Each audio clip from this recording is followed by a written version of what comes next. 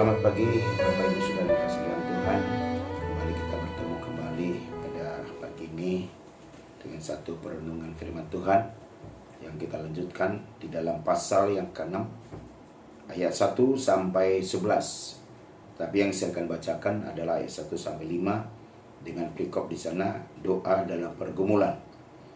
Saya akan bacakan ayat 1 sampai 5 yang berbunyi demikian. Untuk pemimpin biduan dengan permainan kecapi menurut lagu yang ke-8 Mazmur Daud. Ya Tuhan, janganlah menghukum aku dalam murka-Mu, dan janganlah menghajar aku dalam kepanasan amarah-Mu. Kasihanilah aku, Tuhan, sebab aku merana. Sembuhkanlah aku, Tuhan, sebab tulang-tulangku gemetar. Dan jiwaku pun sangat terkejut. Tetapi Engkau Tuhan, berapa lama lagi? Kembalilah pula, Tuhan, luputkanlah jiwaku. Selamatkanlah aku oleh karena kasih setia-Mu. Puji Tuhan. Dari pemaparan dari Mazmur pasal 6 ayat 1 sampai 11, maka ada dua yang saya ambil satu kesimpulannya di sana dalam intinya.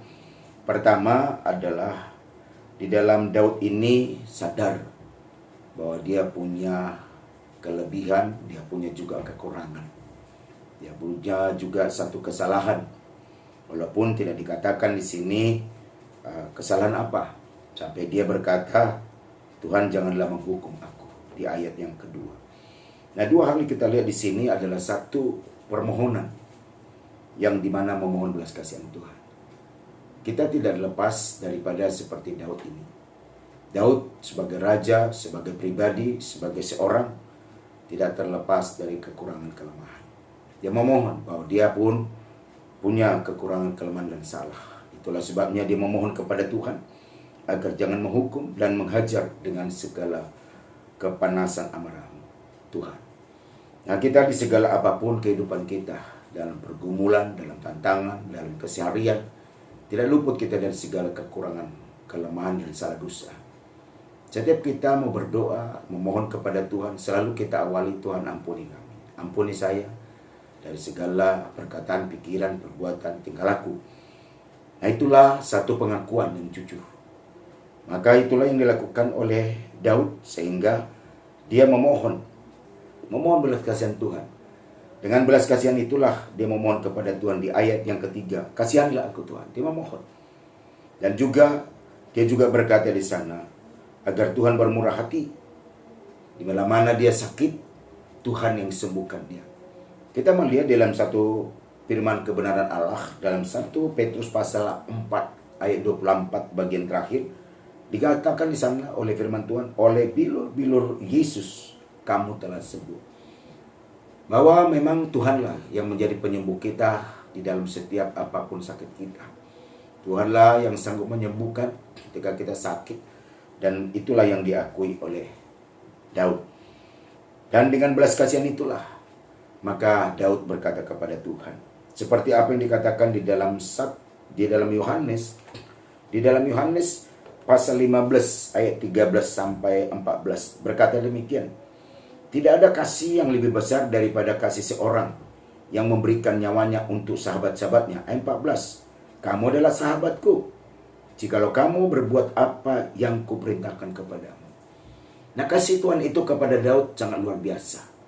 Dan bukan saja kepada Daud, kepada kita pun kasih Tuhan itu sangat luar biasa. Pertama, dia selamatkan jiwa kita. Dia berikan kita pengharapan. Dia berikan kita satu jawaban, kepastian hidup. Hanya di dalam Yesus ada kepastian hidup. Nah, bagi siapakah kasih itu? Dikatakan sana pada Yohanes pasal 15. Kasih itu adalah lebih besar daripada kasih semua memberikan nyawa. Nyawanya dia berikan, itu tanda bukti kasihnya kepada kita. Tapi dikatakan juga di sana bahwa siapakah yang menerima itu, yaitu sahabatnya. Siapakah sahabatnya? Adalah orang-orang yang mau melakukan segala apa yang diperintahkan Tuhan. Maka karena itu Bapak Ibu Saudara, mari kita lakukan segala perintah Tuhan. Jangan pilah-pilah, ini lakukan, ini tidak. Ini lakukan, ini tidak. Lakukan saja perintah Tuhan. Kalau kita mau jadi sahabatnya Allah. Kenapa juga Abraham itu disebut sahabat Allah? Selain dia beriman, yang imannya luar biasa, nah Allah sebut Abraham sahabat Allah karena dia juga melakukan segala perintah Tuhan. Jadi lakukanlah perintah Tuhan, maka kita dianggap Tuhan menjadi sahabatnya. Itu yang kita lihat dari pengalaman Daud. Yang pertama, yang kedua, yang terakhir. Nah, Daud ini berseru-seru kepada Tuhan. Dia katakan sana, saat dia berseru-seru kepada Tuhan, kita boleh melihat itu di ayat 10. Maka Tuhan menjadi jawaban pastinya. Jadi kita tidak putus-putusnya berseru kepada Tuhan. Dialah sandaran seruan kita. Dialah tempat untuk kita berseru kepada Dia. Nah, di dalam kesengsaraan, di dalam penderitaan pergumulan Daud, dan di dalam menghadapi tantangan, baik dari dalam, baik dari luar, ya, tentu dia tidak mampu berdiri sendiri. Maka dia berkata di ayat 10, dia hanya berseru. Maka kita poin kedua ini, mari dalam kondisi apapun, menghadapi apapun, mari berserulah kepada Tuhan.